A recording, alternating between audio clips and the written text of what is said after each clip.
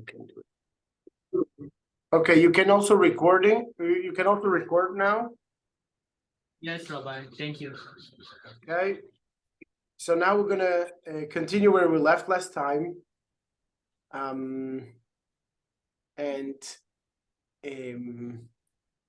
What's going on here? Okay, let's try like this.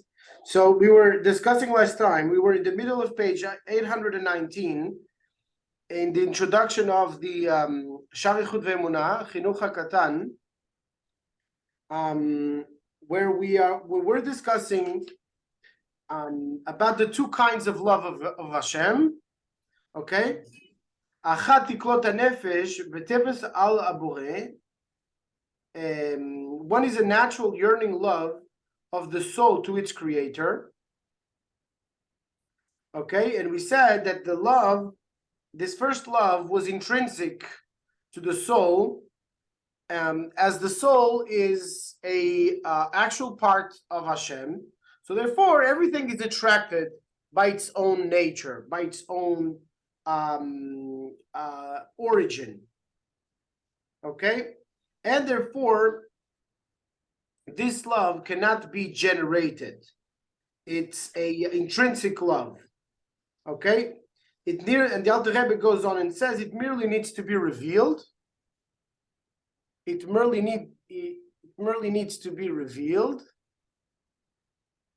And I'm just trying to check how is this going to record. Okay, and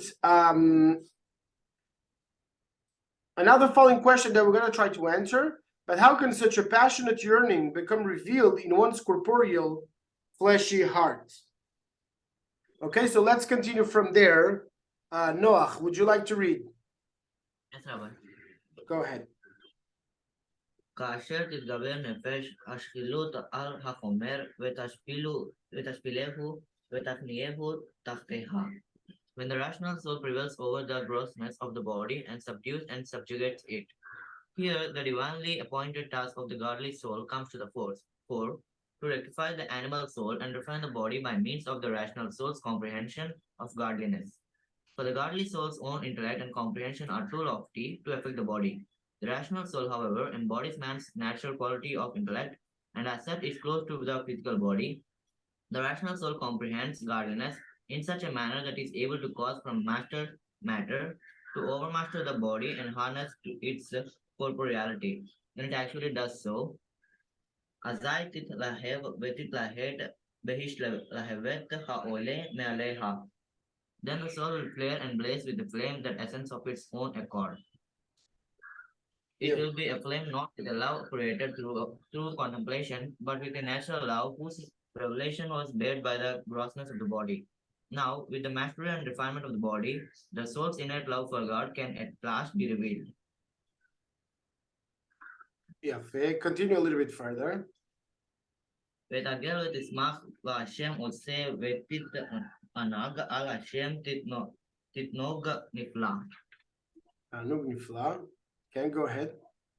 And the soul will rejoice and exult both inwardly and outwardly in God, its maker, and will delight in him with wondrous bliss. In this instance, the delight is part of the love and the divine service itself, rather than a reward for the divine service, as is sometimes the case. Okay, so essentially what the Alter Rebbe, thank you, Noach. Essentially what the Alter Rebbe is saying here is the following. Most people have a hard time to awaken the natural love they have for Hashem, which is our source of life. As we will see further in chapter 3, okay, we will ask a very profound question, which is, being the fact that we are all completely nullified within divinity right now, we are all included in his infinite light, okay? Imagine this picture in your minds, okay? You have this idea inside of your mind of, let's say, ice cream, okay? Strawberry ice cream, okay? You have that idea in your mind. Now, that idea, if it becomes too obsessive, right? If you're so focused in the ice cream, in the strawberry ice cream, it starts moving your body in that direction to do anything possible to acquire that ice cream. Okay, so the idea could be taking over you. When you really reflect upon it, why did that happen? Why did some idea take control of you? Because you identified too much, too deep with that idea. I want that ice cream. It's really me. My life almost, God forbid, depends on it. So when a person identifies himself very much with an idea, he becomes subjugated to it. He becomes like a servant, like a slave to the idea. Okay? It's very important because most people are not able to master really this aspect in their lives. Okay, the Alter Rebbe is giving us the solution, okay, to master upon intellect and upon one's feelings. So let's go a little bit further in the mashal, in the example.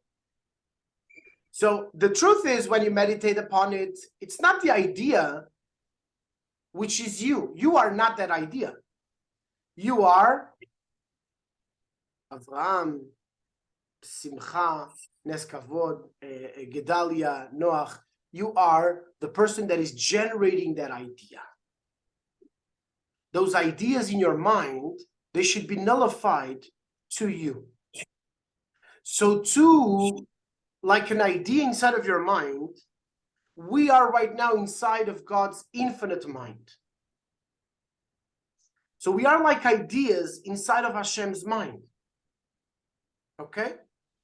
So now you understand that some ideas get the feeling that they are the real thing.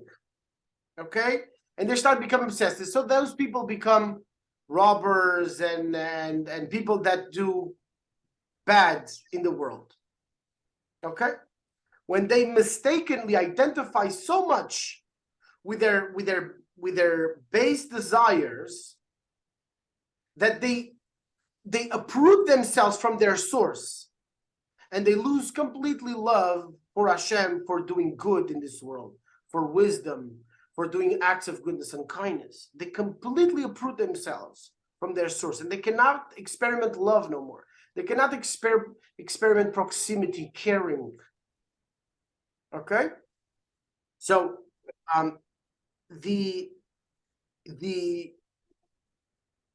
there should be, we will see in chapter 3 that it's mind-blowing. How is it possible that people do not feel that natural love? Okay, everybody, we will see in chapter 3 that everybody should be completely nullified, like we're doing right now. We are studying Torah. We're here studying Torah. You nullify all your other occupations, me too, to sit here and to study Torah. Why? Because of our infinite love for Hashem. Yeah? That's what we're doing here. That's that's our natural love. Okay, that's our natural love to become expressed and revealed. Okay, until it will affect the body truly, and eventually throughout time, it's going to allow us to become masters of our body. Isn't that what everybody dreams of, being master on the matter? In a real way, we will be able to reach such a level of mastering the matter by starting with our own selves, by mastering our own body, our own desires, our own. If we are attracted by ice cream, it's okay to have ice cream. It's not it's okay. But if the idea becomes obsessing, if I don't eat the ice cream, I cannot do anything else. We have to vanquish that. We have to sit for a moment, for 2 minutes, and think, okay, it's not really the ice cream, that is going to define who you are. Okay, you are beyond any characterization. You are beyond any expression. Okay, we have to go back to that essential love of Hashem. That's what the Alter Rebbe says. And then eventually, if we reach that, we will be able to uplift all of our childish desires into the desire of the wisdom of Hashem and be uplifted to this great love and merit the joyous state of being this great love, who are called the tzaddikim, the righteous ones, those that carry on the will of Hashem like a perfect chariot, like Abraham, Avraham, Yitzchak, and Yaakov. In the vision of Yechezkel, when he saw the chariot, the divine chariot, right, with the head of the lion and the wool and the bull and the eagle and the man, which is the mystical treatise of the Maaseh Merkavah, the work of the divine chariot of Yechezkel, we can reach a very, very high level in this world. Okay, when we toil and dwell into the study of Torah. Okay, so far so good. Yes, sir. Okay, you got the idea, right? Noach, it sounds clear to you? Yofi. Avram, you want to continue where it says Dichtiv Simchu Tzadikim Bashem? Yes, Rabbi. Go ahead. As it is written, rejoice in God, you tzaddikim. To serve God with delight of this order is the privilege of tzaddikim alone. For though the above described love emanates from the godly soul which is possessed by every single Jew, for which reason one would expect everyone to be able to feel it, it is nevertheless not experienced by all. The reason for this, as the Alter Rebbe goes on to explain, is that one's physical grossness impedes its revelation, and clearing this hurdle demands prodigious effort. Yet not everyone is privileged to attain this state of love which characterizes tzaddikim. כי לזה צריך זיכוך החומר במאוד מאוד וגם תורה ומעשים טובים הרבה. For it requires an intense refinement of one's physical grossness and in addition a great deal of Torah study and good deeds. לזכות לנשמה עליונה. In order to merit a lofty soul level of neshama. This is the soul level whose divine service is intellective. As the verse states, the divine neshama shall provide discernment. Only this manner of divine service can subjugate and refine man's gross corporeality so that he is able to delight in God with wondrous bliss. Okay, just a second. We're going to see the different levels. Does anyone know, Avram, thank you. Do you remember what are the three levels of the soul? The names of them? Yes, Rabbi. Okay, go ahead. Nefesh, Ruach, Neshama. יפה מאוד. Neskavod.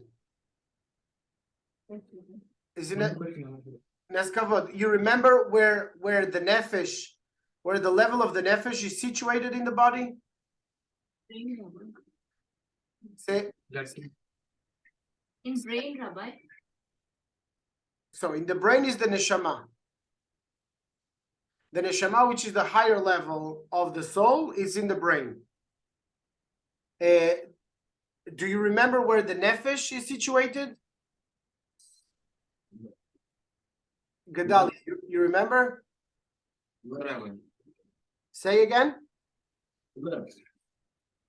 I didn't hear. Liver. It's not in the liver, but it's the liver is very much implicated on the process. It's something that is not really considered an organ in the body. It's part of the body, but it's not really an organ. Maybe that's why it's a little bit harder, right? You know of the commandment that the Torah tells us to the Jews that we cannot eat the blood of an animal. Now, for Noachites, it is permitted to eat the blood if there is a little bit of blood in the steak or something like that. It's not the prohibition, okay? Because the blood is not an organ. It's not an ever, okay?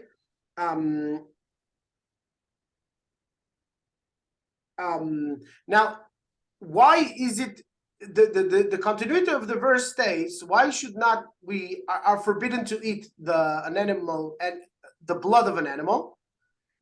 Because the nefesh ibadam, that the life, the physiological life, the most fundamental level of the soul is in the blood.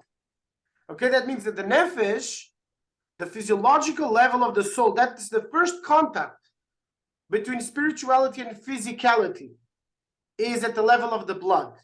Okay, that's the most fundamental level. Okay, what does the blood do in the body, Gedalia?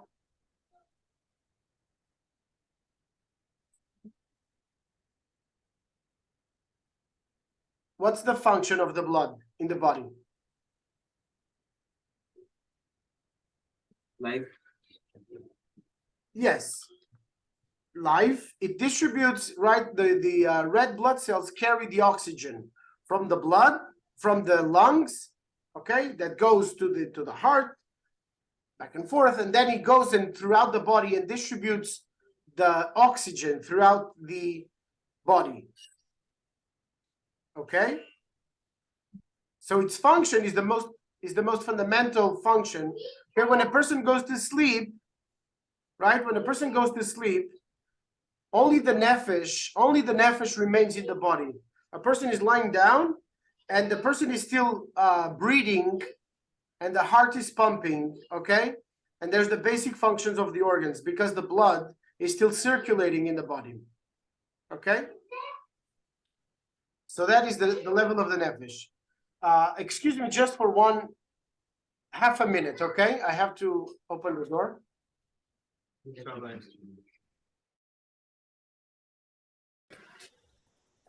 So we can continue.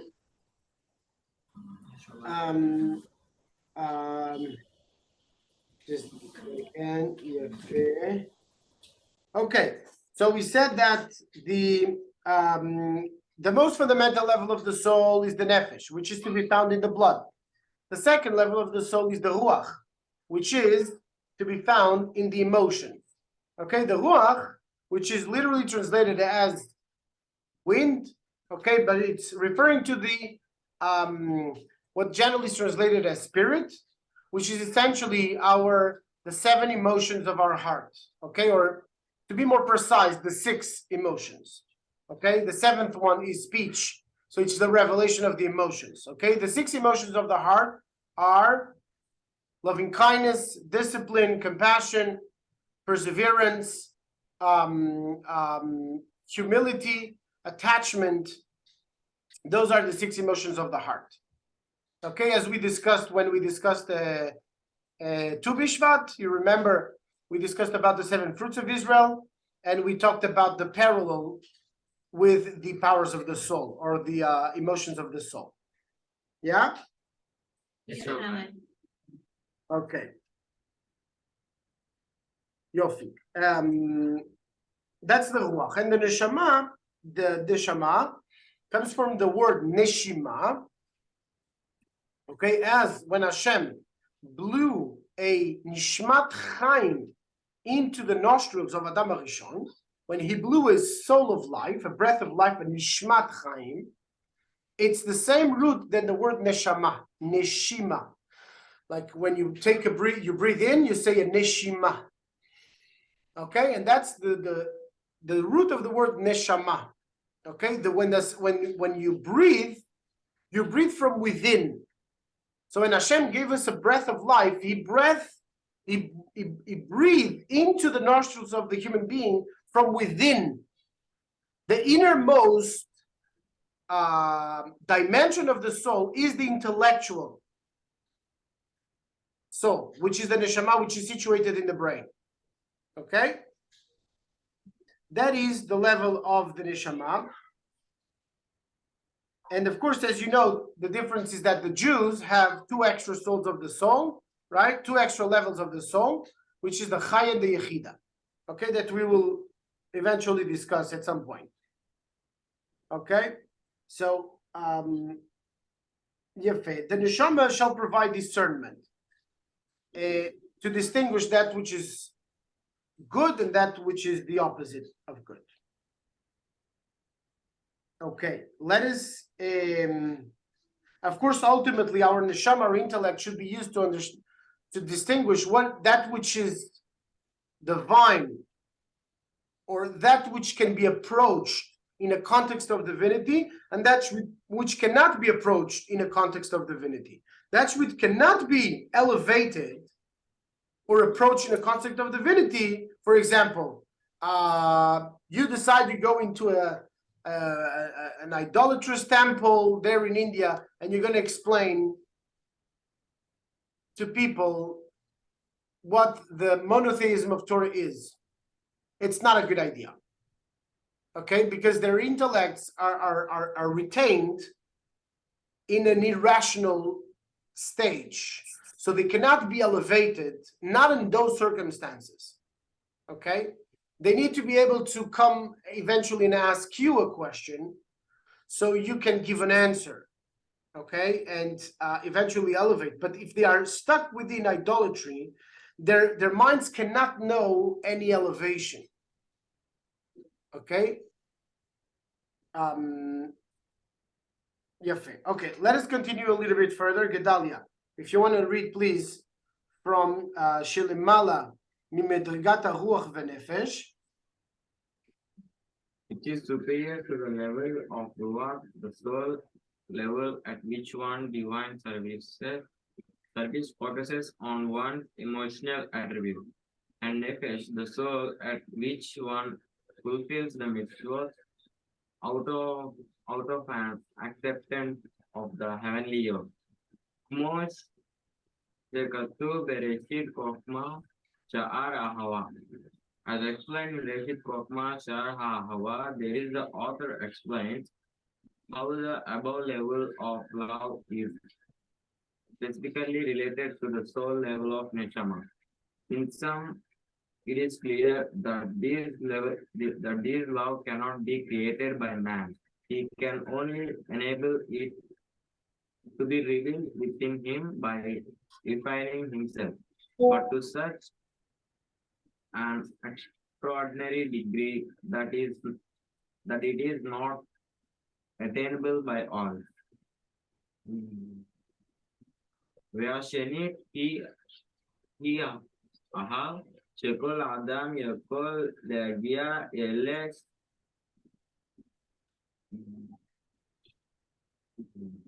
שיתבונן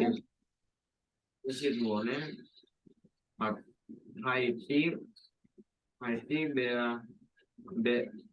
בעומק דלווה.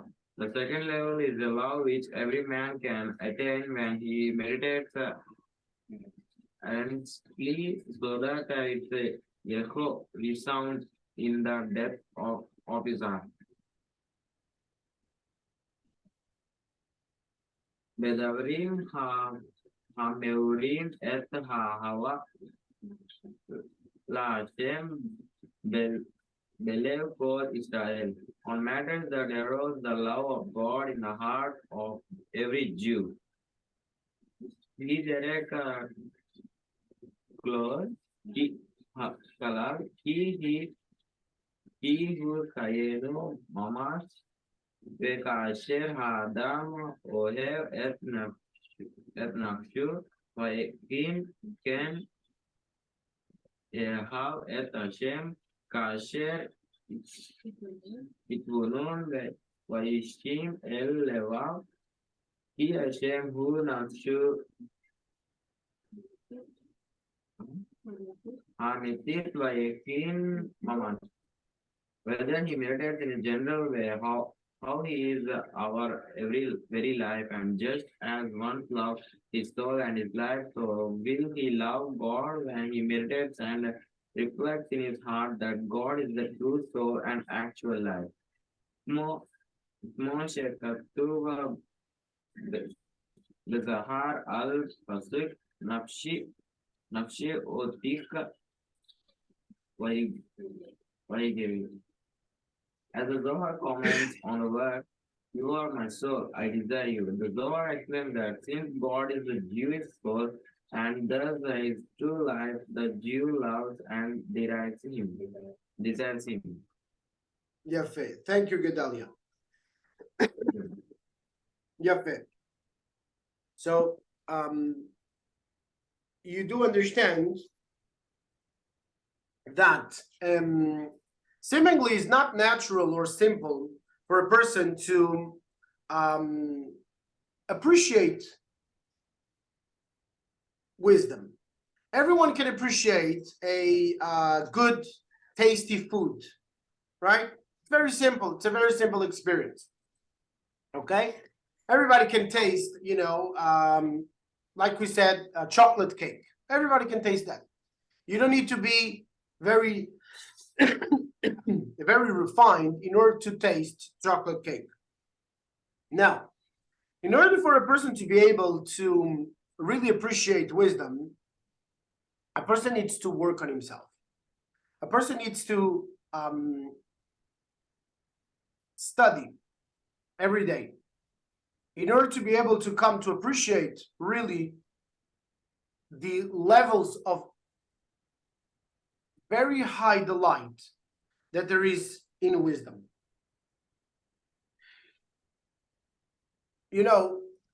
Most of the time, people that say that I love chocolate cake, they don't really love chocolate. You know what they love? They love themselves. They don't love the chocolate cake, because if they would love the chocolate cake, they would not eat the chocolate cake, right? When you love someone, you don't eat it, or you don't, right? If you love chocolate cake, you don't eat chocolate cake. So people don't really love chocolate cake. Who they love is themselves. And by eating chocolate cake, they can feel themselves more. They love what the chocolate cake makes them feel. You understand? Okay, it's important to have this nuance in our minds. Sometimes, I will bring you the example higher. Sometimes people, when they reach the age, right, of starting a relationship, so they say, the man says to the woman, I love you, right? And we're not sure yet if truly he loves her, right? Because most of the time when people say I love you, it's not really I love you. I love what you make me feel, how you make me feel. So it's a very egoistic, you understand? This what people call love is not love at all. It's just an egoistic, selfish attitude towards life in general. So some people can say, I love Africa. No, it doesn't love Africa. It loves the feeling that it gives him to be able to do something good eventually there, right? But that's the feeling that he has, that he loves. It's not the people themselves. In order to come to the level of a true love, that we can truly feel love, a genuine sense that we are all one, that we are only different versions of each other. You understand? When I look at you, I see different versions of what we are, a general soul. Okay, we are all one. We come all from Adam Rishon. We are all from this general unique soul, which is divinity. And each one of our faces is another version of that unity, which is unique, singular. So in a certain sense, even though that could sound egoistic, when I look at you, I see myself. I look at you in every single one of your singularities and see another version of divinity. And you should have the same experience, right? When you look at me or any other person, or somebody, or your friends, or your parents, or any other person, you can see another version of who you are. And that's when we find true love. When we're able to see another person like an extension of who we are in the right way. Not like Do this for me or do that for me. No. Utter understanding that every single other person is the greatest version that you could ever be. I'll tell you two examples to illustrate this point. With both Moses, the first Moses, our teacher, Moshe Rabbeinu, and then the second Moses, Maimonides. Yeah, Moses ben Maimun, right? Who lived, the first one lived, as you know, 3,400 years ago, okay, in Egypt. And the second one lived 800 years ago, approximately, okay, the 13th century, in the beginning of the 1200, in the year 1200, okay, 800 years ago. The first one, Moses, our sages say that Moshe הוא האדם הענב מעל פני הארץ. Is the Ish הענב מעל פני הארץ, is the most humble person that walked upon the face of the earth. Yeah, about Moses. And our sages asked the question, where did his humility came from? It came from two levels. The first level was that Moses would think to himself, when he would see another human being, he would think to himself, if this person would have received the gifts that I received, he would have done better than I did. He would be greater than I. If he would have received the same gifts from Hashem that I received, he would be greater than I. And this thought was constantly in his mind. So therefore, he was humble in front of every single human being. He understood very profoundly that he didn't do anything special to earn anything. You understand? It's because Hashem decided that he should be, etc. So therefore, he did what he needed to do. That was the first level. Okay? So far, so good? Okay.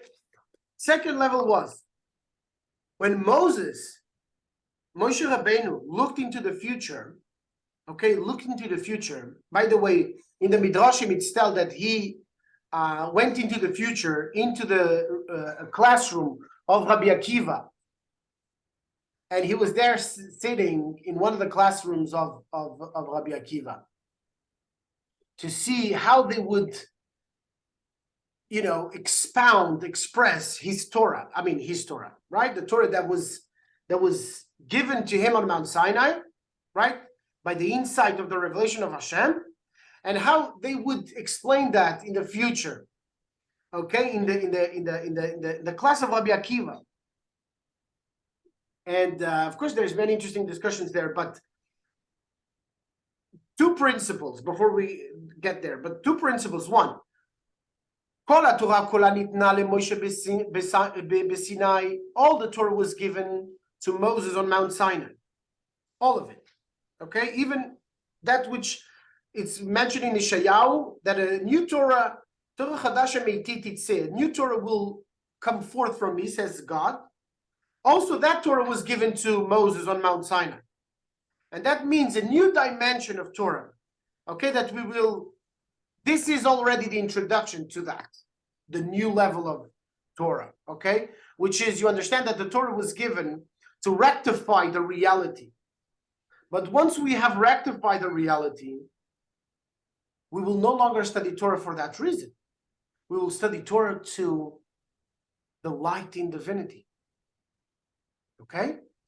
So the second point, Moses, from where did his humility came from? Second point, because he looked into the future, into our generation, right now. And he saw that still with the world flooded with smartphones and with the internet, especially in India, right? And they very a lot of technology and a lot of social media and all of that stuff. Still, with all of that technology, still people would be caring and wanting to study Torah. And we are an example here today. You are a living example of that, which Moses saw back then 3,334 years ago. A living example. That he saw that in the future, when people, you could be just playing games with your smartphone. Who couldn't care less? But no, you're sitting here, you're learning Torah, you're learning Tanya. You understand, we're fulfilling Moses' vision of the future. So that is and he was humble. He was humbled by that vision. When he saw the future generations, our generation, and saw that we have so many possibilities to have fun. We have Nintendos and Xboxes and smartphones and internet and everything that you want on the tip of your fingers. Still, we would want to study Torah. It says that I humble myself in front of that generation. That is about Moses, our teacher. Now, let's take the example of the Rambam, of Moses ben Maimon, his father. You know, he had a very deep, deep love towards Hashem. A person that has a deep, deep love towards Hashem, he also is able to feel the awe, the sense of wonder, okay, that a human being is. One day there was this Chassid that came to the Tzemach Tzedek and asked him, I want to feel the awe that we're gonna end in a few minutes. I want to feel the awe that the Rambam felt when he was treating a patient. And he said, are you sure?